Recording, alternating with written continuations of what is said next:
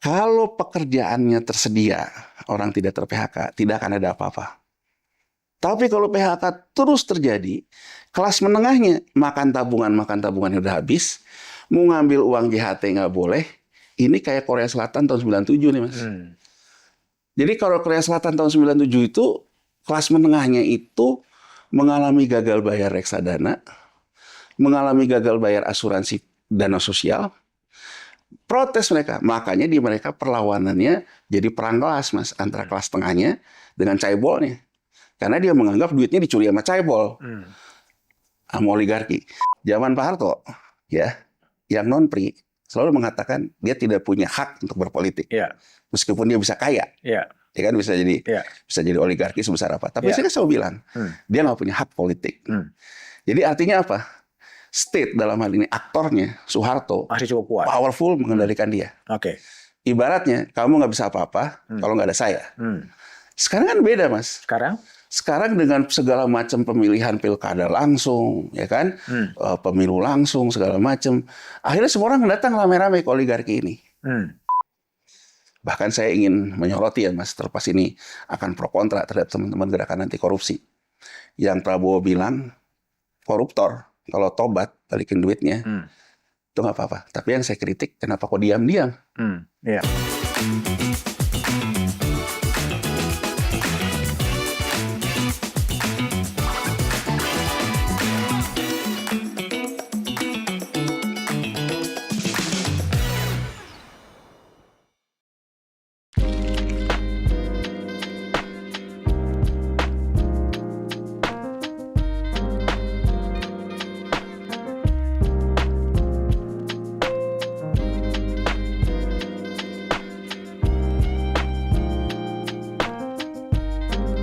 Oke, jumpa lagi di Back to BDM. Selamat tahun baru. Semoga 2025 ini bisa menimbulkan dan kegairahan dan optimis di tahun yang katanya cukup berat. Beberapa kegelisahan publik di antaranya soal PPN 12% yang berbulan-bulan menimbulkan kegelisahan di masyarakat, kemudian sedikit diredam ketika kemudian Presiden Prabowo Subianto menerapkan PPN 12% hanya untuk barang-barang mewah. Tapi situasi ekonomi tetap berat dan saat ini Back to BDM akan hadir bersama dengan pengamat ekonomi, pengamat ekonomi Yanwar Rizky, seorang pengamat yang cukup kritis yang juga pernah berada dalam lingkaran di BUMN, pernah menjadi komisaris di Pupuk dan sekarang berada di luar, dan saya akan ajak berbincang soal bagaimana prospek ekonomi Indonesia ke depan. Bung Yanwar, gimana kabar? Baik, Mas Budiman. Berat badan masih berapa itu? Wah, berapa berat badan? Sesuai inflasi, Mas. Sesuai inflasi ya? Sesuai inflasi. Sesuai inflasi, tapi sesuai rezeki juga. Mudah-mudahan amin, Mas. Jadi berat badan saya ini kayak ekonomi Indonesia, Mas. GDP-nya terus tumbuh, gitu ya. Tapi kalau dilihat, orang ngelihatnya, ini orang kayaknya berat banget ya gitu. Jadi artinya, tapi ya karena saya rutin olahraga, bareng Mas BDM juga, saya kalau dari indikator check up dan segala macam, oke, sama kalau orang ngomong Indonesia gitu. Kalau ngomong indikatornya kan oke aja. Jadi GDP to debt to GDP-nya selalu dibilang oleh Menteri Keuangan rendah gitu. Kemudian juga inflasinya juga rendah gitu. Tapi masyarakatnya pinjolnya juga tinggi. Kemudian orang tapi tetap hidup gitu. Nah, ya kayak badan saya gini. Jadi ibaratnya badannya GDP-nya terus tumbuh. Tapi ya tetap tak bisa dihindari kayak saya beranjak usia. Walaupun saya bugar. Tapi ya secara fungsional menurun, Mas, karena berat badan. Walaupun saya olahraga. Jadi misalnya yang Mas Budiman tahu juga, sekalinya cedera, saya untuk sembuhnya lama sekali. Nah gitu juga ekonomi Indonesia sebetulnya. Jadi kelihatannya, kalau dilihat tuh kok ini ekonomi kayaknya nggak baik-baik aja. Tapi kalau ngomong indikator baik, GDP-nya masuk G20, tapi kok orangnya nggak setara sama negara-negara 20. Jadi kayak saya, Mas, ini kayak saya misalnya kalau cycling saya bisa ngimbangin orang yang badannya lebih oke. Tapi saya tetap tidak selincah orang yang. Tapi ada, kalau ngomong kembali lagi pada anomali ekonomi Indonesia, memang ada anomali ya?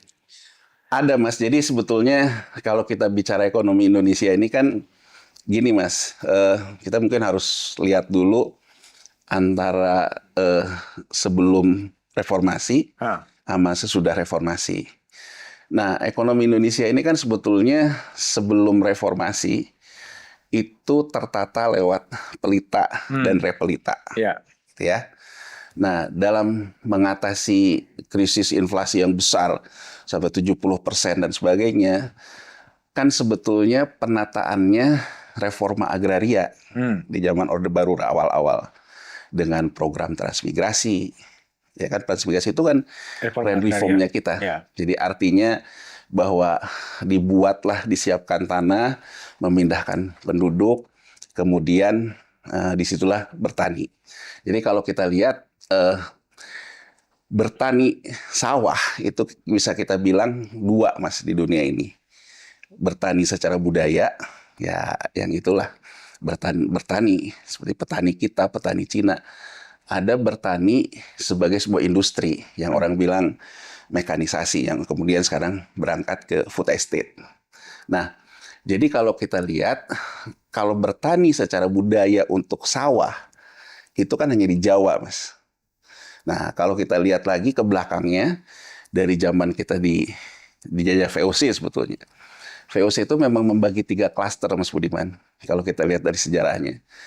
Jawa ini memang disiapkan untuk sawah, dengan irigasinya, dengan segala macamnya. Sumatera itu untuk kebun, makanya kalau kita bicara kebun sawit dan sebagainya. Sulawesi itu rempah-rempah. Makanya waktu Jepang pertama kali masuk, dia tuh melakukan lockdown juga, Mas. Untuk mengurangi pengaruh Belanda kepada kita. Jadi kita tidak ada hubungan lagi dengan Belanda. Nah, dia melakukan yang namanya zonasi, transaksi antar 3 klaster ini. Itu dilakukan Jepang. Nah, ketika kita Orde Baru berkuasa, gitu ya, Soeharto berkuasa dengan konsep dari Wijoyonya yang orang bilang Wijoyonomics, dia sebetulnya memulihkan fungsi ini. Nah, tapi ada yang orang jadi kritik besarnya, Jawanya jadi multifungsi, termasuk ibu kota, termasuk pengembangan segala macam, sehingga Jawa yang padat. Nah, konsepnya dia menyiapkan lahan. Jadi kalau kita bicara cetak sawah, gitu ya Mas, cetak sawah itu sudah dimulai ketika Orde Baru berkuasa. Tapi konsepnya waktu itu transmigrasi. Jadi disiapkanlah di Irian, ya waktu itu Irian namanya, di Papua, di mana-mana, untuk daerah transmigrasi, tanahnya disiapkan, irigasinya disiapkan, petaninya dari Jawa dengan transmigrasi. Nah, itu juga yang akhirnya banyak dikatakan oleh ahli-ahli pangan, kita menjadi sangat ketergantungan beras, karena Orde Baru memang memaksakan penyeragaman pangan. Nah, itu yang terjadi. Nah, dari sisi itu, kemudian setelah stabil, kira-kira di tahun 80, mulailah masuk ke negara industri. Jadi step by step memang. Masuk ke negara industri. Nah, di situ juga kita mulai mengenal konsep sebetulnya yang disebut dengan oligarki hari ini, Mas. Jadi pemerintah tidak lagi bertumpu kepada government spending. Jadi kan kalau kita bicara ekonomi ini kan tumbuhnya dari konsumsi, dari investasi, dari tabungan, dari belanja pemerintah. Nah, pemerintah mulai menggerakkan sektor swasta di investasi. Nah, dalam hal program-program menuju negara industri yang dimulai di tahun 80, yang kemudian ada paket Oktober 88, Pakto, segala macam mempermudah orang bikin bank dan sebagainya. Konsepnya pemerintah melakukan program negara industri dengan menggunakan swasta yang di-endorse oleh pemerintah. Gitu loh Mas. Inilah yang disebut dengan oligarki awalnya. Jadi beberapa pengusaha besar yang dilahirkan oleh Soeharto, gitu ya. Dan kemudian Soeharto juga membagi 2 klaster berikutnya antara pri dan non pri ya. Gitu. Jadi kalau kita lihat kan itu dari kebijakan tahun 80 mudah ngebuat bank, paket-paket pembiayaan pembangunan dilakukan oleh kredit perbankan, tapi swasta yang ngambil. Nah, negara industri ini kita mulailah mengimpor barang modal untuk membuat pabrik. Nah, sindikasi perbankan nasional itu memberikan semacam leveraging, jaminan untuk mengambil barang-barang industri, barang modal untuk pabrik di luar. Makanya kreditnya diambil dalam US dollar, dijamin oleh perbankan kita. Nah, karena tadi Mas, udah konsepnya itu endorsement oligarki tadi, kontrol yang lemah, gitu ya, menciptakanlah apa yang disebut dengan BMPK, batas minimum pemberian kredit, yang dilanggar juga demi pembangunan.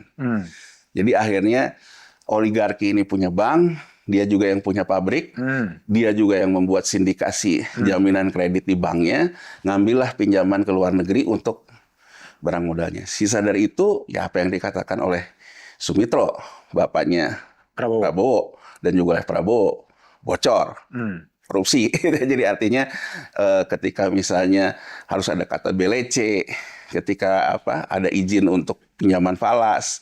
Nah, mulailah kita bicara dengan budaya korupsi di negara industri yang misalnya overhead-nya harusnya 20 karena ada korupsi, jadi ada cost overrun lah, Mas. Jadi 30 dan sebagainya. Nah, Orde Baru mengenal juga sistem devisa yang tidak bebas seperti ini. Jadi dipatok lah rupiah 1.000, 2.000 gitu. Jadi rezimnya bukan rezim devisa bebas. Nah, kemudian kita mulai berangkat menjadi negara industri, mulai juga masuk ke pasar keuangan. Nah, mulailah kita mengalami yang namanya demand terhadap US dollar besar. Bukan hanya terkait dengan ekspor impor, tapi juga terkait dengan ekspektasi. Ya macam-macam gitu, nyimpan dolar, korupsi disimpan di Swiss, gitu loh Mas. Nah, dalam posisi kayak gini, devisa kita tidak cukup. Karena hitungan devisa kan ngitungnya dari berapa kali impor gitu. Karena kan ada hal-hal lain di luar itu. Nah, mulailah kita dimainkan lah. Yang orang bilang, negara-negara Asia waktu itu, ya Mahathir bilang dimainkan oleh Soros dan sebagainya. Tapi saya ingat, Soros mengatakan bahwa saya hanya melihat peluang aja. Saya hanya melihat negara-negara di Asia itu punya masalah dalam politik karena otoriter. Korea Selatan dia bilang sebuah negara demokrasi, tapi yang penuh konflik antar elitnya. Sehingga dia bilang, saya melihat peluang, ada isu besar terkait dengan konflik politik. Ada juga persoalan overshoot gitu, posisi yang memang memungkinkan saya melakukan namanya short gitu Mas, posisi short yang akhirnya melemahkan rupiah maupun won di Korea Selatan. Jadi dia bilang yang saya lakukan ini semata-mata profit gitu, bukan saya menghancurkan Asia gitu. Jadi ya kurang lebih ya salah lu sendiri lah gitu. Dalam artian kenapa lu tidak menjaga capital control dengan benar, dengan disiplin gitu ya. Kenapa juga ada konflik politik. Nah, kita kenalah krisis itu. Nah, dalam krisis itu Mas, ini yang harus kita bedakan gitu ya. Bank Indonesia itu posisinya waktu itu dalam kabinet, Mas. Jadi anggota kabinet.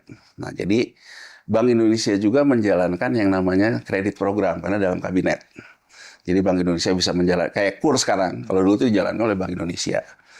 Nah, jadi Bank Indonesia di satu sisi itu juga menangani perbankan yang tadinya $1 2.000, hutangnya $100 menjadi 16.000, naik, kredit macet dan sebagainya.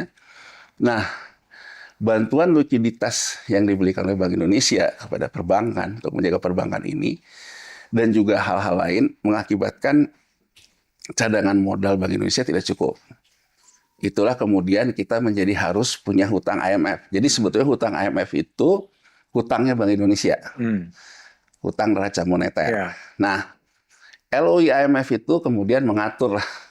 Jadi ibaratnya bahwa fiskal Indonesia harus begini, harus jual BUMN, dan yang paling krusial di situ adalah kita masuk ke devisa bebas.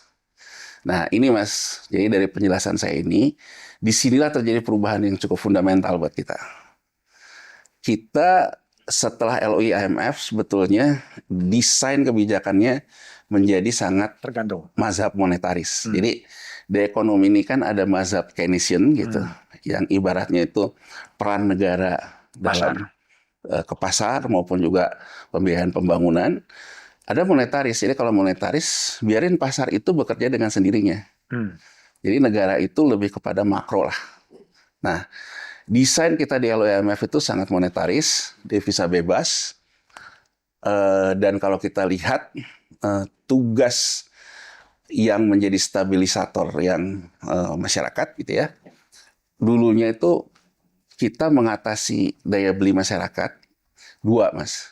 Dari uang beredar di Bank Indonesia, dari barang beredar logistik di Bulog. Nah, IMF memandang Indonesia jatuh karena satu devisanya salah, konsep devisanya ke devisa yang terkontrol, dan Bulog. Makanya kalau Mas Budiman kan jurnalis juga udah lama gitu ya. Ingat kan awal-awal reformasi yang diributin Bulog. Termasuk menyeret Akbar Tanjung dan sebagainya, Husnul Arifin ya, jadi korupsi Bulog gitu ya. Nah, resep IMF ini setiap yang namanya korupsi itu diliberalisasi. Nah, padahal liberalisasi pun melahirkan korupsi baru, itu yang terjadi di kita sekarang. Nah, kemudian kita juga itu dari sisi ekonomi, liberalisasi politik. Nah, kita Mas, kalau kita lihat, siapa yang kemudian mengendalikan daya beli dan inflasi? Kalau kita lihat dalam semua undang-undang pasca LOIMF, cuma satu, Bank Indonesia. Jadi inflasi kita hanya bertumpu kepada moneter. Kemudian, kalau kita lihat lagi, untuk mengendalikan inflasi itu, bagaimana Bank Indonesia bekerja? Single mandat, Mas, menjaga nilai tukar. Jadi kalau kita lihat pola pikirnya di situ, IMF sebetulnya sudah membiarkan kita menjadi negara net importer. Dengan kata lain, sepanjang Anda bisa mengendalikan nilai tukar, maka harga barang tidak akan naik. Jadi konsep Undang-Undang BI kalau kita lihat dengan single mandat mengendalikan nilai tukar untuk inflasi, impor memang tidak haram. Nah, beranjak dari situ, Mas, karena juga ada proses PPPN segala macam, kita ada masalah dalam land reform kita, terutama di Jawa. Jadi kemudian muncullah landlord baru, orang kaya baru akibat krisis, tahu-tahu jadi orang kaya baru. Sementara petani-petani menjual tanah-tanahnya, terutama di Jawa ini, menjual tanahnya, akhirnya realokasi fungsinya berubah menjadi properti dan sebagainya, atau tanah itu misalnya Mas Budiman di kampungnya beli tanah, tapi kemudian tetap jadi sawah, yang tadinya petani punya tanah itu menjadi sewa ke Mas Budiman. Nah, konstruksi ini mengakibatkan overhead on farm kita yang tadinya udah bagus sebelum 80 itu menjadi meningkat, diakibatkan oleh biaya sewa lahan yang meningkat, diakibatkan juga oleh buruh tani yang naik. Jadi gini, Mas, lahan yang tadinya segini dipakai oleh satu orang, yang segini ini kemudian yang sini udah jadi properti. Yang setengah ini kan, orang yang tadinya punya tanah di sini, akhirnya jadi buruh tani ke sebelah. Gitu loh, Mas. Ini mengakibatkan buruh taninya naik, sewa lahannya naik, overhead kita tuh naik di situ. Nah, jadi kalau kita lihat dari sisi itu, ekonomi Indonesia terjadi perubahan postur yang sangat mendasar. Di Orde Baru, pasca Orde Baru. Pasca Orde Baru, dan kita memang pada akhirnya pegang negara industri enggak. Negara pertanian yang sudah dibentuk pun, jadi ibaratnya gini, Mas, saya mengharapkan megang elang, merpati di tangan saya juga udah lepas. Itu yang terjadi sebetulnya. Di era reformasi seperti apa? Ya itu, Mas, yang terjadi di reformasi. Jadi kita membiarkan liberalisasi yang kencar, terutama kemudian politik kita berbiaya mahal dan sebagainya. Itu yang mengakibatkan postur kultur kita berubah. Jadi kita pada dasarnya, menurut saya, reformasi kita sebenarnya nggak ada pemimpin, Mas. Nggak ada pemimpin. Jadi semata-mata karena ada momentum, kemudian juga orang pada akhirnya tidak ada bedanya juga dengan Soeharto. Dalam artian pengen kayak Soeharto gitu ya, Mas ya. Kemudian uang beredar juga, kita tidak punya ketegasan hukum, Mas, terutama soal BLBI gitu ya. Jadi artinya ada PKPS. Jadi PKPS itu pernyataan lunas di BPPN. Kalau kita lihat recovery rate BPPN secara total 27%. Jadi kalau Mas BDM punya hutang ke negara ini 100, Mas BDM kembalikan 27, Mas BDM sudah dianggap lunas. Nah, kemudian orang-orang ini kan sekarang kembali lagi, Mas. Orang-orang oligarkinya tetap oligarki yang sama. Oke. Ketika oligarki terjadi di Orde Baru itu, relasi antara oligark dengan state masih dikontrol oleh state atau seperti apa? Masih, Mas, oleh Soeharto. Pada era Soeharto. Oleh Soeharto. Oke. Kalau dalam sekarang kan oligark masih ada. Ya, oligark masih. Apakah sekarang oligark itu makin kuat dan mengontrol state atau state masih bisa mengontrol oligark? Menurut saya dibandingkan Soeharto, dari sudut pandang relasinya, sekarang lebih buruk. Lebih buruk artinya? Karena gini, Mas. Kalau Soeharto dulu, kan dia pegang nih. Ya, yang orang bilang sarang 9 naga. Ya. Kemudian dia juga menciptakan ruang konflik dengan adanya membentuk kelompok pribumi kan. Dengan HIPMI-nya lah, dengan Kadinnya lah. Bahkan dia juga bentuk ICMI dan sebagainya. Jadi dia melakukan kontestasi kepentingan. Kontestasi kepentingan gitu. Termasuk juga orang-orang yang jadi tangan kanannya, yang satu tangan kanan ke PRI, yang satu tangan kanan ke non PRI ini dia biarkan konflik. Terus satu, Soeharto juga menjaga kalau orang bisnis nggak ke politik. Oke. Ya kan, Mas? Ya. Tapi satu kelemahan dia membiarkan anak-anaknya. Ya kan, membiarkan anak-anaknya. Akhirnya kan anaknya yang menjadi jembatan dari politik bisnis ini untuk ke politik. Jadi coba Mas BDM bayangin. Zaman Pak Harto, ya, yang non PRI selalu mengatakan dia tidak punya hak untuk berpolitik, meskipun dia bisa kaya, ya kan, bisa jadi oligarki sebesar apa. Tapi saya selalu bilang dia nggak punya hak politik. Jadi artinya apa?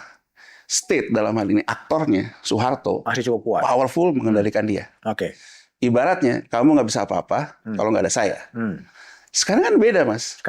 Sekarang dengan segala macam pemilihan pilkada langsung, ya kan, pemilu langsung segala macam, akhirnya semua orang datang rame-rame ke oligarki ini, ya kan? Dan gini loh, Mas, ini kan punya banyak dosa masa lalu ya. Bayangin oleh Mas BDM gitu, kita misalnya bilang gitu, kamu kalau nggak saya kejar nih, ini deh undang-undang perampasan aset deh di DPR. Menurut saya semua ini drama, Mas. Kalau serius gitu, yang bisa kena pertama nih oligarki. Karena kita itu sekarang kalau bicara, apa beban terbesar terkait dengan hutang di APBN kita? Bayar bunga obligasi rekap, Mas. Misalnya BCA yang diributin oleh Kikianki dulu. Wah, gimana? Harganya laku segini, bayar obligasi rekapnya aja bunganya segini. Sampai sekarang kan kayak BCA obligasi rekapnya masih besar dapat bunga. Nah, kalau kita bicara tentang pengejaran aset, yang pernah dilakukan juga oleh tim yang dipimpin oleh Pak Mahfud ketika kemarin Menko Polhukam, yang BLBI, kemudian beberapa yang dikejar. Tapi kan sebetulnya yang dikejar itu yang menggantung di BPPN, Mas. Bukan orang yang diberikan PKPS. Nah, sekarang kalau misalnya pemerintah mengatakan undang-undang perampasan aset, oh ini dulu 27%, tapi di PKPS itu ada satu pasal, kalau negara bisa membuktikan ternyata ada aset yang belum kamu laporkan, kita bisa rampas loh di kemudian hari. Undang-undang perampasan aset, siapa yang paling terancam? Oligarki, BLBI menurut saya. Kalau itu diterapkan. Asal pemerintahnya juga memang govern ya, Mas. Nah, kalau ini dilakukan, pemerintah bisa buktikan. Misalnya, ada yang sekarang orang bilang jadi sultan, sahamnya naik dan sebagainya. Kan kalau negara ngomong, oh berarti kamu masih punya duit dong dulu. Buktinya sekarang kamu bisa masukin uang lagi untuk beli saham lama. Nah, kalau ini dilakukan, gitu kan akan terancam, Mas. Nah, yang saya lihat, Mas, di era reformasi ini dijadiin ATM. Jadi oligarki ini datengin gitu. Kamu biayain politik deh. Nah, berganti-ganti, Mas. Nah, apa yang terjadi hari ini? Akhirnya menurut saya oligarki menemukan kejenuhannya, Mas. Karena ditagih terus. Nah, satu, Mas, kita tidak punya rule of thumb lagi. Kalau zaman dulu oligarki itu tidak boleh berpolitik, di zaman sekarang bebas. Makanya Mas BDM lihat, sebelum zaman Jokowi, terutama akhir-akhir zaman SBY, oligarki atau konglomerat ini kan mulai berpartai. Ya kan? Ada yang pecahan Golkar buat partai X. ada yang pecah lagi dari Nasdem ini, misalnya Haritanu, kemudian buat partai sendiri gitu. Kemudian Bakri misalnya di Golkar, Yusuf Kala juga di Golkar. Nah, mereka ibaratnya membuat partai ini kayak pasar saham gitu. Kayak pasar saham. Nah, dia beli aja. Partai politik ini kan tidak terjadi, Mas, di zaman Soeharto. Karena dia memisahkan betul politik bukan area kamu. Kamu boleh kaya, tapi nggak boleh pegang politik. Ini nggak terjadi. Nah, konsolidasi yang sudah terjadi sejak, kalau hitungan saya sejak 2006 ya, Mas ya. Puncaknya sekarang. Oligarki semakin menguasai partai politik. Semakin menguasai partai politik. Entah itu dimiliki langsung oleh dia, entah juga lewat orang lain, tapi dia yang mengendalikan. Dan posisi oligark ini akan lebih kuat daripada pemerintahan formal. Itu yang terjadi sekarang gitu. Jadi yang terjadi sekarang itu dengan bisa menciptakan undang-undang cipta kerja berapa hari, bisa menciptakan di MK bisa berapa hari gitu. Karena menurut saya memang sudah tidak ada kontrol lagi. Jadi kalau di bursa saham itu orang kenal Chinese firewall namanya, Mas Budiman. Chinese firewall itu antara orang yang pegang custodian itu tempat nyimpen rekening, dengan orang yang mengeluarkan itu harus beda. Dan itu harus ada Chinese firewall. Nah, kita ini sekarang udah nggak ada Chinese firewall antara orang yang mengendalikan bisnis dengan orang yang mengendalikan politik. Satu dan sama. Dan coba Mas Budiman lihat, sekarang itu kan ada kecenderungan orang kenapa sih rebutan HIPMI gitu ya, rebutan Kadin. Karena ternyata mereka itulah yang mengendalikan politik pada akhirnya. Nah, jadi ke pertanyaan Mas Budiman tadi, sekarang ini menurut saya era yang lebih parah, ya kan? Lebih parah dalam artian karena pada akhirnya yang melakukan konsolidasi itu si oligarkinya. Melakukan hostile takeover terhadap instrumen politik. Nah, tapi orang selalu bilang gini, Mas. Adam Smith misalnya. Adam Smith selalu bilang, jangan takut sama pasar. Karena pasar itu punya daya kompetisinya. Kalau oligarki A, misalnya di Amerika Serikat, antara Soros dengan Buffett, di samping mereka bersaing secara ekonomi, ideologi politiknya pun berbeda, Mas. Gitu. Jadi yang satu sangat Republikan, yang satu sangat Demokrat. Nah, jadi kalau saya pernah dengar Soros bilang, saya nggak ada masalah di negara demokrasi manapun, politik pasti dibiayai oleh bisnis gitu. Tapi kan politik itu ada ideologi. Nah, di kita nggak ada ideologi, Mas. Di kita tuh pokoknya intinya menang gitu. Bahkan untuk menang kita juga kayak soal MK itu hal yang lumrah gitu ya. Kemudian masyarakatnya juga yang penting saya menang pemilu, saya dapat legalitas. Nah, kalau di Amerika kan kita lihat, Mas, misalnya Elon Musk gitu. Kalau Trump kalah, ya dia juga nggak cepet-cepet ke Kamala Harris, Mas. Dia akan hidup bersama Trump. Beda di kita, Mas. Di kita ini kan kalau jagoan saya kalah, saya juga ke sebelah lagi gitu. Pindah. Jadi akhirnya oligarki ini sekarang akhirnya mulai menemukan persatuan oligarki gitu lah, Mas Budiman. Tidak bersaing lagi. Jadi akhirnya permainannya itu kalau kita pakai game teorinya John Nash gitu ya, sudah permainan berbagi, Mas. Jadi tadinya saya sama Mas Budiman bersaing, misalnya Bos Budiman pakai Golkar gitu ya, saya katakan aja pakai PDIP gitu. Secara bisnis saya bersaing, secara politik bersaing, saling sikut-sikutan. Akhirnya saya ngobrol sama Mas Budiman, kayaknya kalau gini terus kita cuma capek dua-duanya. Udahlah, kita kontes, kita berbagi aja. Yang penting kita atur sama-sama deh. Nah, yang terjadi hari ini itu, Mas. Jadi bukan titik optimum bagi seorang oligarki untuk mencapaikan profit tertingginya. Kan kalau winners take it all, dia juga ambil semua. Nah, di antara mereka mulai berbagi, Mas. Makanya kita sudah tidak lagi melihat konflik dunia usaha. Terutama dalam era Jokowi 5 tahun terakhir. Jadi orang selalu bilang, hebatnya Jokowi kan gitu. Dia bisa menciptakan tuh semua tuh sinkron lah. Menurut saya, bisa jadi Jokowinya yang hebat, bisa jadi memang keinginan bersama dari oligarki, Mas.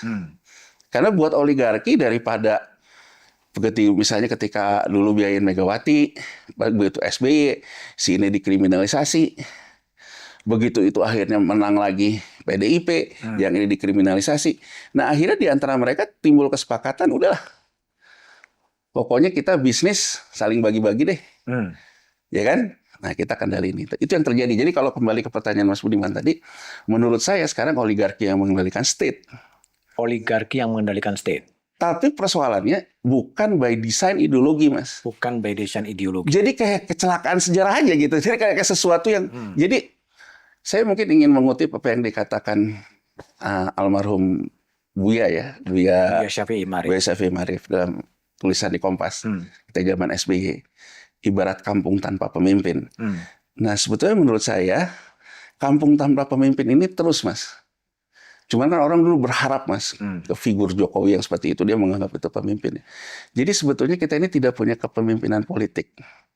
Jadi kalau Soekarno, dia punya, Mas, ideologi dia. Terlepas kita suka tidak suka ya, Mas. Kalau saya kan, kita belum terlalu merasakan juga. Soeharto, dia juga punya ideologi. Terlepas kita tidak suka dan suka tidak suka.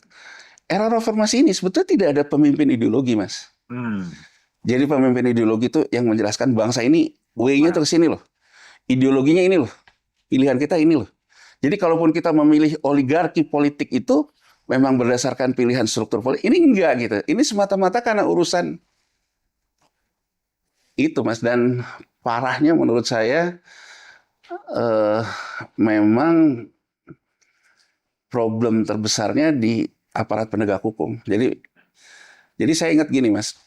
Jadi saya pernah tanya, karena dulu saya kan waktu krisis kan di bursa ya, jadi saya ngatasin juga krisis, beriksa dan sebagainya. Jadi ada satu kursus yang saya ikutin dan kemudian saya tanya lah gitu ya ke orang SEC di Amerika Serikat gitu.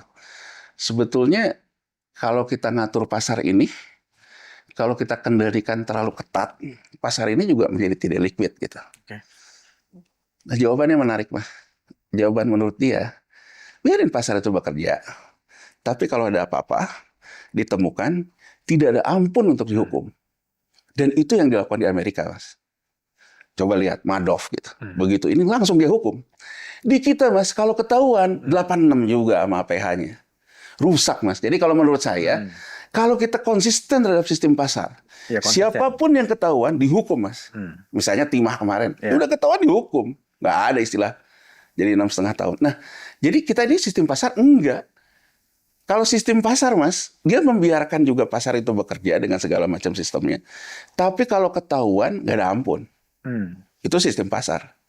Nah, jadi menurut saya, ini pandangan saya, Mas ya. Jadi kita itu memang tidak ada ideologi sebetulnya. Nggak ada ideologinya, jadi disebut ideologi liberal pasar juga enggak, karena kita penegakan hukumnya juga enggak, gitu loh, Mas. Oke. Jadi kalau tadi dikatakan bahwa tidak ada ideologi, sehingga yang terjadi sekarang ini semacam shadow state ya. Pemerintah negara bayangan yang dikendalikan oleh oligarki tapi melalui pemimpin-pemimpin formal. Betul. Dan memang yang dimanfaatkan tuh kan gini, Mas, masyarakat kita gitu yang sebagian besar itu. Jadi coba Mas Budiman lihat sekarang. Yang Jokowi dinorbatkan OCRP itu ya sebagai ini. Apa yang kita lihat di permukaan? Perang persepsi. Dan muncul lagi seperti kita dulu ingat era-era Soeharto pertama kali digoyang. Orang bilang jangan mau kita diadu domba sama asing. Yang ngomong nih politisi-politisi yang dulu juga menentang sistem Orde Baru. Dia bilang jangan kita mau diadu domba sama asing. Saya kembali kepada pernyataan Soros. Memang saya yang menghancurkan Anda. Kan Anda sendiri yang punya ulah. Jadi ibarat kata, Mas, kalau asing tidak punya isu, ya kita bicara terbuka aja deh. Tentang merubah aturan MK. Itu isu nggak? Menurut saya isu. Dari sisi koridor konstitusi, dari sisi koridor tata kelola governance. Tapi kenapa itu menjadi pemenang? Ya satu, diatur di MK. Kedua, dia bisa menang pemilu. Menang pemilunya karena apa? Karena bansos. Karena dia bisa beli lewat suara itu segala macam. Sama dengan saya berpikir, Yang ngerusak ekonomi kita itu IMF. Kenapa ada IMF? Karena kita membiarkan, untuk pro Soeharto, membiarkan Soeharto diobok-obok. Tapi persoalannya kalau menurut saya, kalau Soeharto juga tidak menimbulkan bom waktu ekonomi yang keropos, bom waktu juga kemudian ada konflik elit, anak-anak yang ikut berbisnis, tidak ada isu yang bisa masuk. Ya. Nah kita, Mas, dari titik itu patut khawatir saat ini. Seolah-olah tenang, nggak ada apa-apa. Tapi negara ini penuh dengan isu tata kelola gitu. Ekonominya juga nggak kuat-kuat banget. Ya kalau kita mau ngomong kuat, lebih kuat era Soeharto lah, Mas. Ya kan, investasinya masih bagus, savingnya masih bagus. Kalau kita kan sekarang lebih segala macam. Isunya banyak, ekonominya ekonomi yang boleh dibilang bubble. Itu kan problem nih. Nah, jadi kalau saya lihat tuh, ini yang menjadi tantangan terbesar kita ke depan. Dan saya melihat gini, Mas Budiman ya. Kalau Soeharto pada waktu itu masih punya ruang fiskal untuk dia tidak meliberalisasi BBM, dia juga tidak, dulu kan dua, Mas, ciri khas Soeharto itu. Kalau sekarang kan bansos dan sebagainya. Soeharto kan dulu menjamin sembako, Mas, 9 harga bahan pokok lewat Bulog dan BBM. Dua bangunan ini runtuh. Kenapa? Karena APBN-nya udah nggak kuat.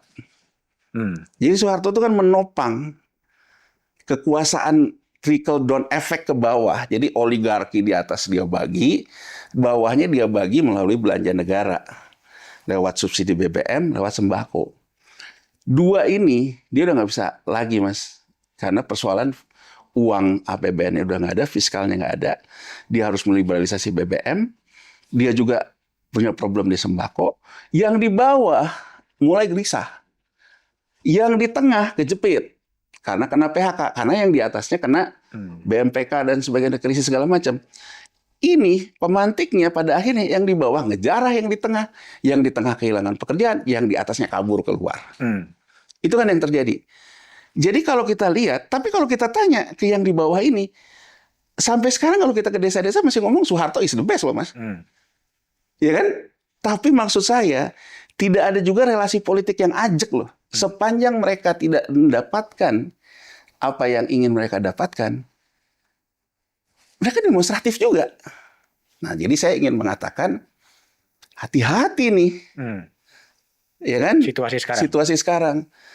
Kalau misalnya belanja fiskal kita harus bayar hutang yang besar, ya kan? Ruang fiskalnya menyempit. Kemudian sekarang gue udah mulai membahas tentang, ya kata Bahlil, model subsidinya di blending dan sebagainya, macam-macam itu. Tidak bisa lagi mendeliver yang dinamakan bansos dan sebagainya. Hati-hati kita bisa mengalami apa yang terjadi di 97-98. Yang di bawahnya tidak punya loyalitas. Yang di tengah, Mas, sekarang ini, kita lihat data LPS. Data tabungan di bawah 100 juta, nilainya turun. Berarti tabungan dimakan untuk konsumsi. Gitu kan, Mas. Kedua, ada 10 dana pensiun mengalami insolvensi, ditutup. Pemerintah sampai mengeluarkan Omnibus Law sektor keuangan yang kita pernah bahas di satu meja waktu itu, Mas. Yang akhirnya soal JHT tidak bisa diambil ini lewat Omnibus sektor keuangan.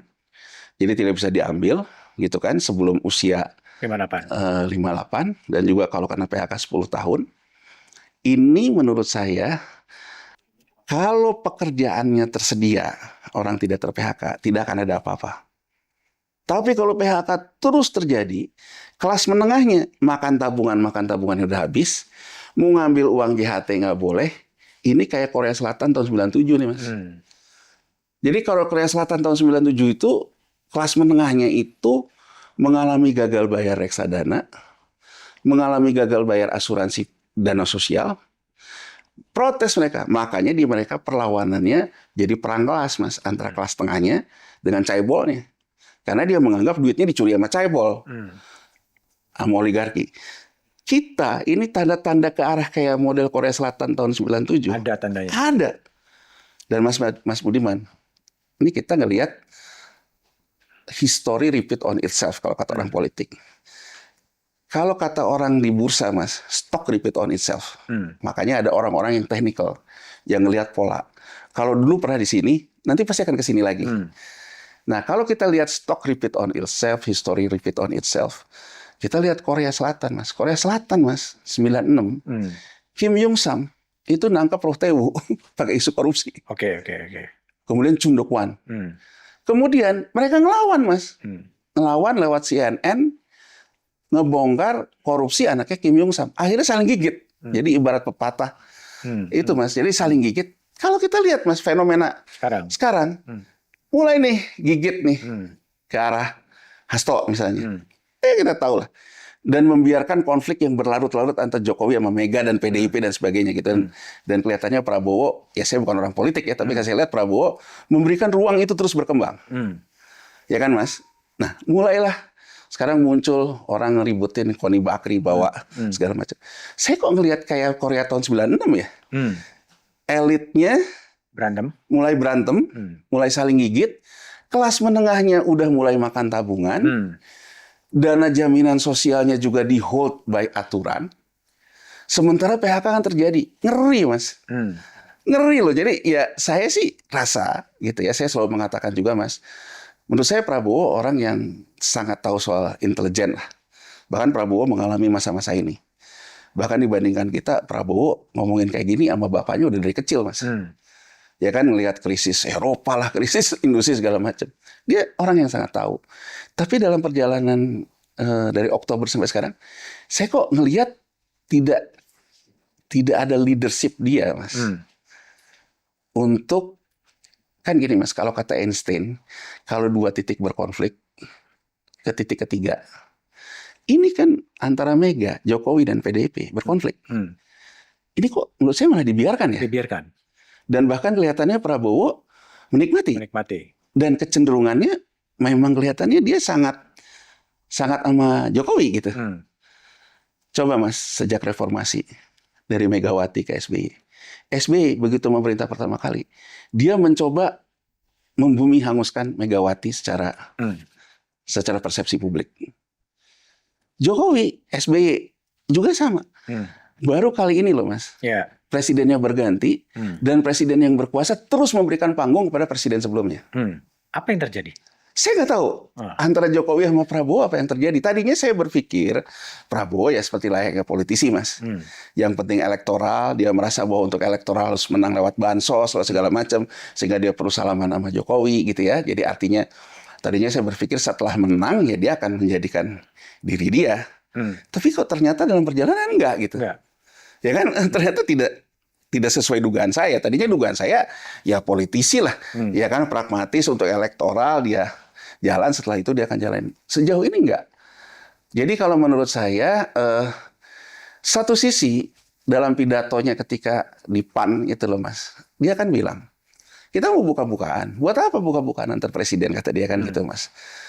Saya memandang gini, oh Prabowo ini belajar dari Kim Yung Sam. Kalau dia ngehajar presiden-presiden sebelumnya, konflik elit terjadi, asing bisa masuk lewat isu itu. Tapi menurut saya, dia juga tidak mencoba merangkul PDIP.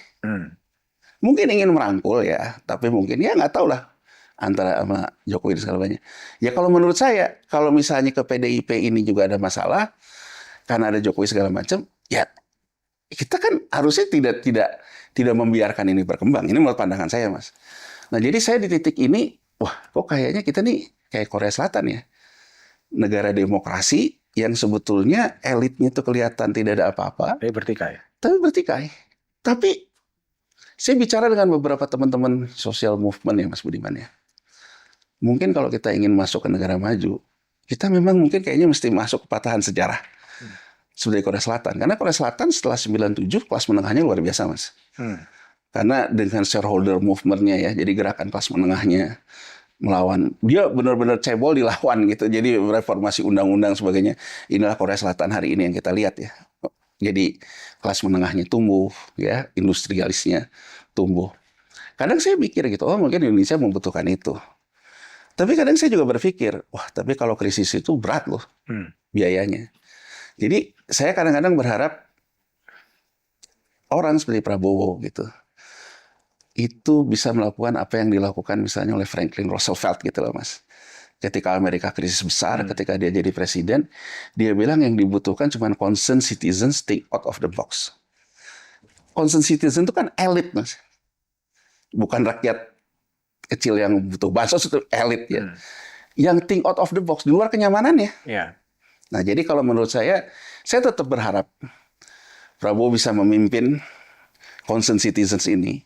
Think out of the box dalam artian oligarki yang katakanlah sekarang sudah terkonsolidasi dengan baik, dengan kepemimpinan dia, oke. Semua butuh stabilitas kan. Kalau nggak stabil, kamu juga repot. Yang dibawa butuh segala macam. Nah, mulai nih. Tapi kita jangan mikirin diri kita deh, jangan mikirin hanya konsesi. Jangan mikirin hanya ini. Coba kita mikir deh, negara ini perlu baik. Bahkan saya ingin menyoroti ya Mas, terlepas ini akan pro kontra terhadap teman-teman gerakan anti korupsi. Yang Prabowo bilang, koruptor, kalau tobat, balikin duitnya, itu nggak apa-apa. Tapi yang saya kritik, kenapa kok diam-diam? Iya, kok diam-diam. Kalau Prabowo menganggap ini masalah kita hari ini, kenapa dia tidak meniru Nelson Mandela, Mas? Yeah. Nelson Mandela ya soal apartheid ya. Jadi memang terjadi pertemuan yang terbuka, saling mengampuni, tapi kemudian ada resolusinya kan. Kalau kita menganggap bahwa misalnya uang BLBI tadi oligarki segala macam duduk satu meja, ini uang balikin ya dari masa lalu, termasuk yang koruptor segala macam. Mekanismenya kayak gini. Ya ibaratnya kayak tax amnesty lah Mas. Balik deh. Nah orang bilang, wah tapi kan saya ada hutang juga, ada segala macam. Oke. Katakan aja, beliin deh ke instrumen moneter yang dikeluarkan negara. Uangnya masuk ke sini, suku bunganya segini, ini untuk membiayai pembangunan. Udah ya, berarti yang masa lalu kita kembalikan, kita selesaikan. Ini kan terbuka, Mas. Ke depan kita mulai bicara tentang yang main-main dari situ, kita gantung gitu. Ini kan nggak jelas gitu. Konsepnya apa? Saya cenderung misalnya, kalau itu dilakukan, top, Mas. Kita bisa melakukan seperti apa yang dilakukan oleh Cina pasca Tiananmen. Dia melakukan konsolidasi elit begitu. Zhu Rongji itu potong satu generasi kan, Mas. Di backup begitu kuatnya oleh Politbiro. Siapa yang ngelawan Rongji, ngelawan saya. Kan ibaratnya kan gitu, Mas. Dia melakukan reform di Cina, korupsi dia babat gitu ya. Kan kalau ini yang terjadi menurut saya, kita mendahului kurva.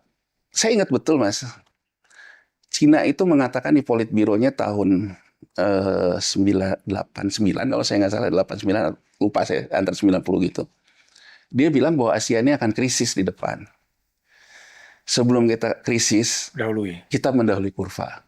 Nah, kalau sekarang kita mendahului krisis, menurut saya, kita out of the box tadi, konsolidasi elit. Yuk, kita balikin deh. Sebelum kita nanti diserang rame-rame, kita balikin. Bagaimana menumbuhkan pekerjaan. Nah, kalau itu yang dilakukan, menurut saya, kita akan baik-baik aja. Tapi kalau yang dilakukan tetap dengan paradigma yang sama, ibaratnya orang pada akhirnya pengen kayak Soeharto juga. Ya kan, wah ini mulai serakusnya tuh loh Mas. Ya kan, kemudian konsesinya dan sebagainya. Saya khawatir. Kemudian ya kita lihatlah episode berikutnya ya dari elit-elit ini. Tapi saya ingin mengatakan lewat channel Mas Budiman ini, mari kita lihatnya objektif deh, clear. Sinyalnya ada. Sinyal bahwa kelas menengah yang tertekan.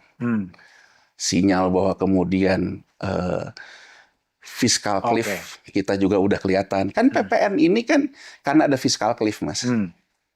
Sinyal kemungkinan kita itu digoyang oleh isu besar karena terkait dengan take over oleh asing ada. Mari kita melangkah depan kurva. Satu sisi saya setuju sama Prabowo. Melangkah di depan kurva, kita harus kompak gitu. Tapi kan kalau kompaknya menyisakan, ini kan kalau menurut saya kompak tapi tragedi, Mas. Di satu sisi kompak gitu ya, tapi satu sisi terus membiarkan konflik antara Jokowi terus berlangsung gitu. Kan kalaupun mau kan harusnya Prabowo mendamaikan, Mas. Kalaupun mau ya. Dan seharusnya didamaikan. Ya kalaupun dia menganggap bahwa elit itu harus, tapi ini kan enggak, Mas. Gitu. Dan kelihatannya juga tidak ada orang yang mengambil prakarsa untuk mendamaikan, untuk mencari solusi. Kelihatannya gitu, tapi kalau saya lihat tuh bisa jadi juga Mungkin dia menikmati, Mas. Dia menunggu siapa yang mati pada akhirnya. Gitu loh, Mas. Siapa yang mati baru dia. Ya kan ada juga yang teorinya kayak gitu ya, Mas. Dibiarkan bertempur. Ada juga orang yang bilang gini. Misalnya ada 2 orang gitu. Ya biarin dulu deh saling. Kan ini lucu, Mas. Misalnya Kadin. Ya. Kadin Anin sama Kadin Arsyad. Kadin Anin sama Kadin Arsyad. Prabowo tidak memberikan resolusi juga, walaupun kelihatan lebih dekat sama Anin. Kemana-mana sama Anin. Tapi kan dia juga tidak menetapkan, Mas. Jadi kalau menurut saya, dia kayak semacam bahwa ya udahlah, biarin aja pada berantem berdua. Nanti yang hidup yang mana gitu loh. Demikian juga kalau saya lihat antara Jokowi dengan PDIP gitu. Biarin juga. Dibiarin siapa nanti yang hidup gitu. Cuman kan bermain-main dalam kondisi ekonomi yang seperti ini menurut saya nggak tepat ya. Kalau masuk ke Danantara, apa yang terjadi? Danantara kan hampir sudah disahkan, tapi sekarang Perpresnya juga belum muncul sebetulnya. Gini, Mas, kita bahas dulu tentang keuangan negara ya. Keuangan negara kita itu intinya cash basis, Mas. Jadi cash basis itu ya kayak warung rokok lah. Beli rokok, orang beli rokok, ada uang, beli lagi rokoknya, gitu loh cash basis. Nah, jadi keuangan negara kita ini disusun berdasarkan berapa kita dapat penerimaan negara yang cash, berapa kita dapat belanja yang kita keluarkan, penerimaan dikurang belanja, kalau dia ada defisit kurang dibiayai oleh hutang. Konsensus kita itu 3%, Mas, defisit itu. Jadi artinya kalau sekarang kita punya penerimaan negara 100, belanja itu hanya boleh sampai 103. Tiganya nanti dibiayai oleh hutang. Nah, apa yang terjadi saat ini? Ya, saya ingin fair aja. Sri Mulyani, ya Mas, ya kan dari mulai reformasi ini boleh dibilang Menteri Keuangannya Sri Mulyani terus. Sri Mulyani sebagai Menteri Keuangan, dia juga orang yang merubah postur pembiayaan defisit. Yang tadinya menggunakan hutang bilateral, menjadi hutang yang dibiayai oleh pasar. Ini yang orang bilang memonetisasi ataupun fiskal dijadikan instrumen moneter. Jadi 2008 Sri Mulyani itu mengenalkan yang namanya surat berharga negara. SBN. Jadi defisit dibiayai oleh pasar, mengeluarkan instrumen SBN yang bisa diperdagangkan ke pasar. Ya Mas ya. Ini juga merubah postur uang beredar, pengelolaan uang beredar di Bank Indonesia. Jadi Bank Indonesia ketika dulu mengendalikan inflasi, itu dia mengendalikannya lewat suku bunga SBI. Jadi ada instrumen yang dikeluarkan oleh Bank Indonesia namanya SBI, ada yang 3 bulan, 6 bulan, dan setahun. Nah, SBI pada waktu kita setelah reformasi menjadi instrumen investasi. Jadi kelebihan likuiditas di perbankan dia beliin lah SBI. Ini yang kemudian disoroti, ya kalau kayak gini kan SBI bukan instrumen investasi. Diciptakanlah SBN, Sun ini.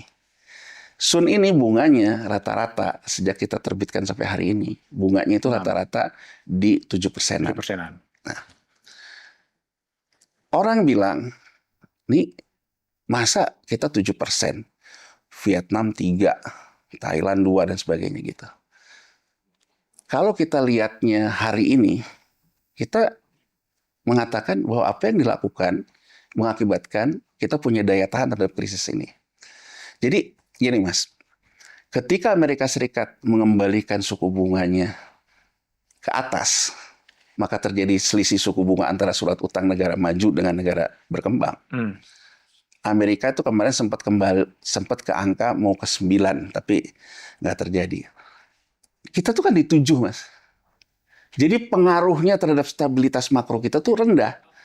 Tapi kalau kita bicara ke Vietnam dan Thailand, karena dia bunganya di 2 dan 3%, itu kena Mas koreksinya. Nah, kita enggak. Nah, tapi problem yang timbul kemudian sekarang, kita bisa mengendalikan itu. Tapi harga yang dibayar adalah pelemahan nilai tukar, Mas. Jadi nilai tukar kita itu bisa melemah, tapi ekonominya bisa bagus. Itu satu sisi. Nah, di sisi lain, asing ini di global investor sekarang lagi sibuk dengan normalisasi kebijakan namanya Mas Budiman. Jadi the Fed Bank Sentral Eropa, Bank Sentral Jepang. Dia memompa ekonomi negaranya dengan membeli surat utang pemerintahnya, bank sentralnya. Nah, ini nggak sehat. Ini akan dikembalikan oleh dia. Dinormalisasi. Yang tadinya diserap, dikembalikan ke pasar. Nah, pasar akan membeli ini. Nah, ini apa dampaknya? Dampaknya, Mas, uang baru untuk membeli surat utang baru yang diterbitkan itu kempis. Jadi ibaratnya gini Mas Budiman, kalau dulu saya nerbitin 100 ada standing buyer-nya. Asal kasih bunganya 7%, 8% dapat. Sekarang kita kasih bunga 7% pun nggak dapat, nggak ada uangnya. Karena normalisasi kebijakan tadi. Swasta di negara maju disuruh membeli balik apa yang selama ini dijaminkan ke bank sentralnya. Normalisasi, walaupun normalisasi ini belum sepenuhnya. Nah, posisi seperti inilah sebetulnya yang menekan fiskal kita, APBN kita.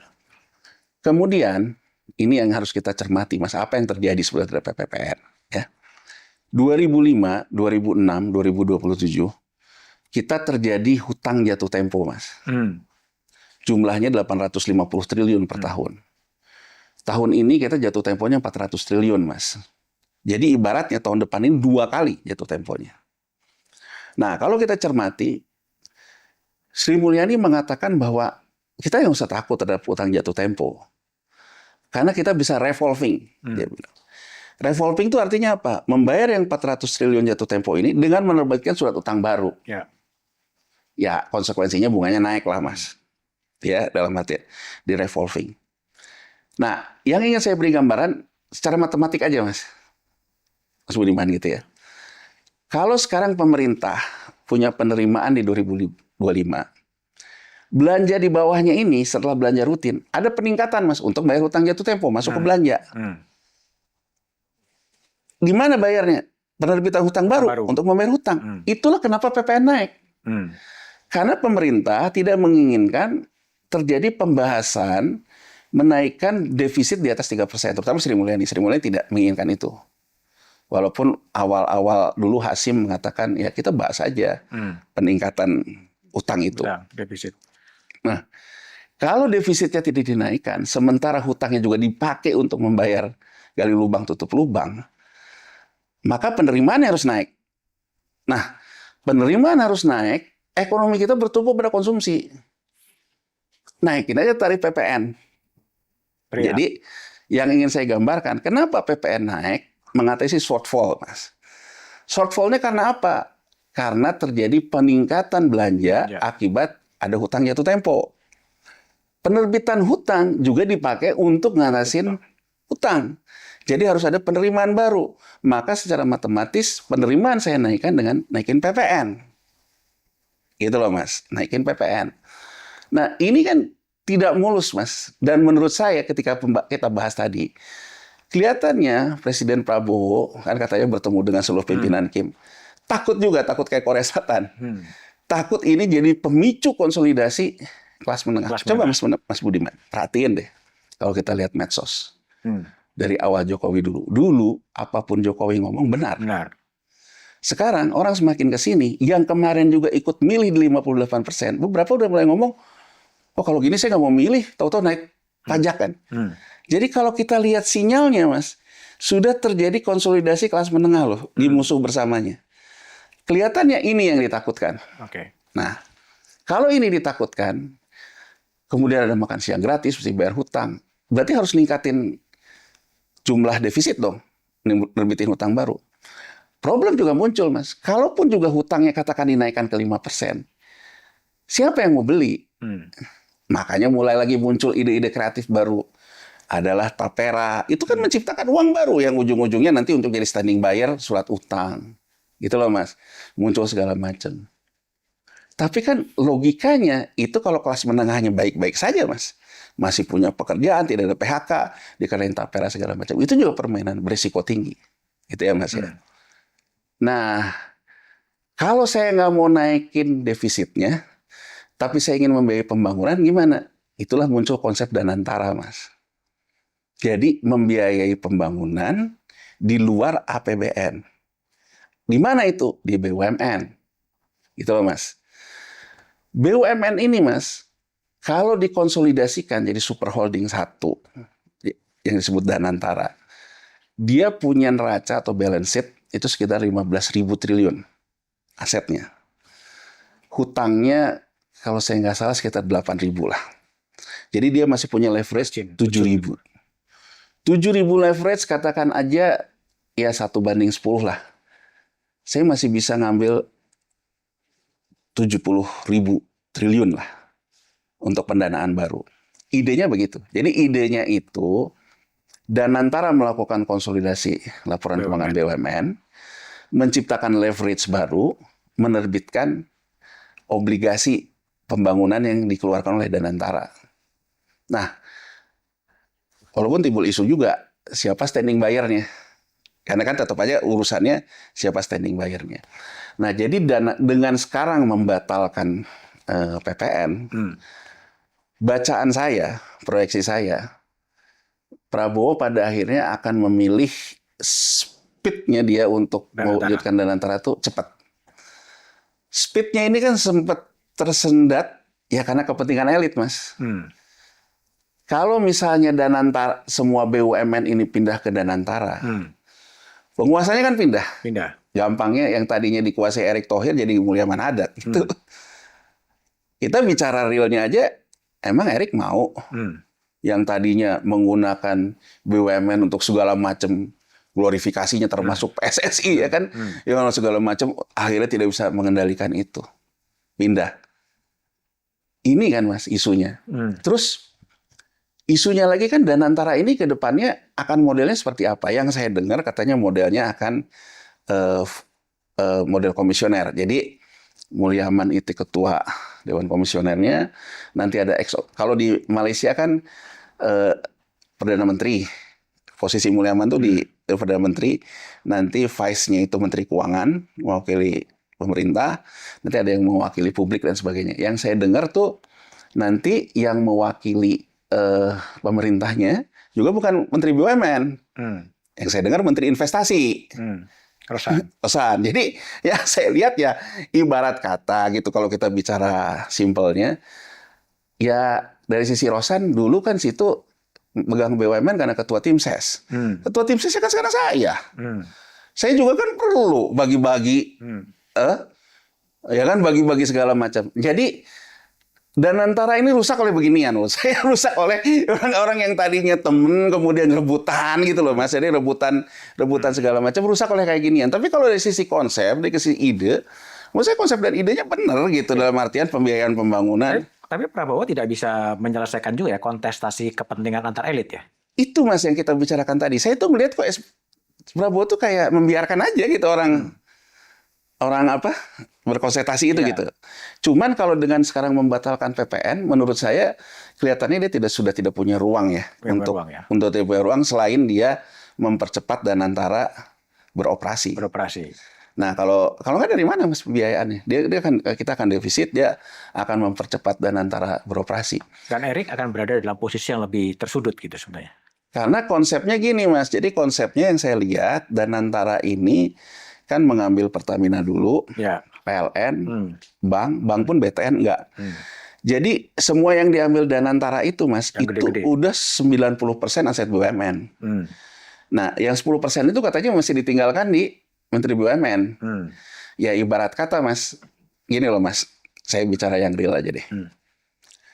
PLN deh, orang sering ngomong PLN rugi dan sebagainya. Ya, tapi PLN itu aset terbesar, Mas. BUMN yang punya aset terbesar itu PLN. Gitu loh. Dan dengan aset terbesar yang sebesar itu, saya bisa melakukan sekuritisasi macam-macam, Pertamina dan sebagainya. Mas Budiman pernah berpikir gini nggak? Kan perusahaan itu, kalau dia ada laba ditahan saja dibagi dividen, itu masuk ke neraca. Misalnya BRI gitu. BRI itu kan labanya tinggi Mas, 40 triliunan. Bagi dividen katakanlah 25. Per tahun 15 masuk ke return earning. Di return earning Mas, ibaratnya kalau saya pegang BRI, kasih sponsor dong buat Liga Indonesia. Nggak kerasa Mas, karena return earning itu gede. Dengan kata lain, kalau sekali orang politik, kalau saya pegang BUMN yang return earningnya gede, Nggak kerasa, Mas. Karena kan publik. Tapi coba kalau Mas Budiman pegangnya kayak Jiwasraya, digoyang dikit aja langsung negatif equity-nya. Tapi kalau yang gede-gede, saya pakai dulu sedikit, nggak akan goyang karena equity-nya tebel oleh return earning. Nah ini, Mas, yang jadi rebutan itu kembali lagi ke soal politik praktis. Padahal return earning ini, coba kalau sekarang kita berpikir positif ya, Mas. Departemen Keuangan juga mengeluarkan aturan, Mas. Saldo anggaran lebih, SAL. Jadi kalau di pemerintahan itu, Mas, kalau anggaran yang tidak terpakai, masuk ke rekening SAL. Nah, rekening SAL ini sekarang boleh dipinjam oleh BUMN, oleh Pemda, oleh segala macam. Tapi memberikan jaminan SUN, Surat Utang Negara, SBN. Ya kan, Mas? Apa sih yang saya baca dari situ? Oh, ini mau menciptakan uang baru dari liquidity-nya, Mas. Jadi dengan kata lain apa? BUMN misalnya, atau bank. Dia punya surat utang negara. Daripada surat utang negara itu kamu jual, kamu kasih deh, saya kasih pakai uangnya SAL, surat utang negara, saldo anggaran lebih dari pemerintah. Ini nanti memungkinkan pemerintah menerbitkan surat utang baru, Mas. Nah, nanti kalau ada Danantara, diperluas kan, bisa pakai Danantara, bisa pakai segala macam. Nah, instrumen ini kalau dijalankan, itu sama dengan Amerika melakukan money printing yang disebut dengan quantitative easing. Jadi kalau menurut saya, kalau Danantara ini dikelola dengan baik oleh monetaris yang baik dan sebagainya, kemungkinan besar akan gini. Tapi catatan saya, Mas, kita tuh tidak pernah mau mengakui bahwa belanja kita tuh jelek. Belanja kita jelek. Coba saya lihat gini. Sri Mulyani di Oktober bilang, keseimbangan primer kita itu sebelum dikurangi bayar bunga hutang, itu masih surplus, tapi dikit, Mas, hanya 39 triliun atau berapa. Begitu bayar bunga hutang, Mas, defisitnya menjadi 980 triliun. Saya kan simpel aja. Artinya, hutang yang kita bayar bunganya tidak mampu menumbuhkan pajak, Mas, tidak produktif. Berarti belanjanya jelek di masa lalu. Bahkan sekarang untuk jatuh temponya pun kita harus berhutang baru. Ini yang dikatakan bahwa pada akhirnya negara berkembang gagal melakukan yang namanya monetasi fiskalnya karena terjebak oleh gali lubang tutup lubang. Gali lubang tutup lubang. Nah, jadi kalau kita lihat dari sini, ini kan nilainya, Mas, ya kan, begitu bayar bunga aja menjadi defisit. Nah, jadi dan saya sayangnya gini. Entah kenapa Pak Prabowo ini kan selalu mengatakan Pak Jokowi ini bagus, mengadakan inflasi bagus. Sehingga dia tidak punya lagi Prabowo wajah aslinya, Mas. Kan harusnya kita sekarang mulai berani mengatakan bahwa belanja di masa lalu ini jelek. Korupsi dan sebagainya kan, Mas. Ibarat kata, Mas, masyarakat kalau kita belanja di masa lalu yang jelek ini diakui secara terbuka oleh pemerintah, kalau yang korup juga ditangani betul-betul oleh pemerintah, saya rasa masyarakat juga mungkin menerima PPN akan terima-terima aja gitu. Karena ibaratnya, ya oke lah yang masa lalunya di atas. Kalau ini kan, Mas, belanjanya nggak ada yang ngatasin. Tidak ada pengakuan bahwa IKN itu kemudian menimbulkan pemborosan, shortfall. Kemudian semua seolah-olah, dan bahkan membentuk kabinet yang gemuk. Ya wajar, Mas, kalau orang pada akhirnya ngelihat, loh, ini gimana gitu. Karena sinyalnya tuh nggak muncul ya. Jadi artinya kalau menurut saya itu kan harusnya pemerintah menunjukkan itu gitu, bahwa ini akibat belanja di masa lalu yang buruk, kita atasin yang buruknya itu, kita lakukan penegakan hukum, juga kabinet juga efisien dan sebagainya. Itu, Mas. Jadi kalau menurut saya, kalaupun besok ini ada Danantara, ada fiskal pemerintah, ada BUMN segala macam, bisa pakai instrumen swap ya, antara obligasi Danantara, ditukar surat utang negara, ditukar sama dana jaminan sosial, ditukar sama dana perbankan, kemudian kita bisa memutar perekonomian. Tapi pertanyaannya, memutar kemana? Gitu loh, Mas. Kalau kita tidak pernah mengakukan pertobatan nasional, mengakui bahwa kemarin itu kita berhutang banyak tapi belanjanya mabok gitu loh, Mas. Ya kita akan mabok lagi toh, Mas. Jadi butuh pertobatan nasional. Iya dong. Pertama mengakui, kedua Prabowo juga harus punya firm, bahwa kalaupun besok kita membiayai ini dari cetak uang dari hutang, firm bahwa belanjanya kemana, entah itu reforma agraria, entah itu untuk energi, sehingga firm bahwa ke depannya kita akan terjadi penciptaan lapangan kerja, akan meningkatkan pajak. Itu sih oke, tapi apa iya gitu? Gitu. Oke, Yanuar Rizky, thank you ya udah 60 menit ngobrol di siap, Mas, ya. kanal Back to BDM. Jadi ada sinyalemen atau dugaan bahwa peristiwa yang terjadi belakangan ini memang sedikit mirip dengan apa yang terjadi pada Korea Selatan gitu. Harapannya sih tetap baik-baik saja, tetapi ini adalah momentum bagi kebangkitan kelas menengah untuk ikut mengawal bagaimana proses perjalanan bangsa ke depan. Silakan komen, like, dan share. Jangan lupa subscribe kanal ini agar tetap bisa memberikan pencerahan pada Anda semua. Thank you, Yanuar Rizky. Mas. Ya, siap, Mas.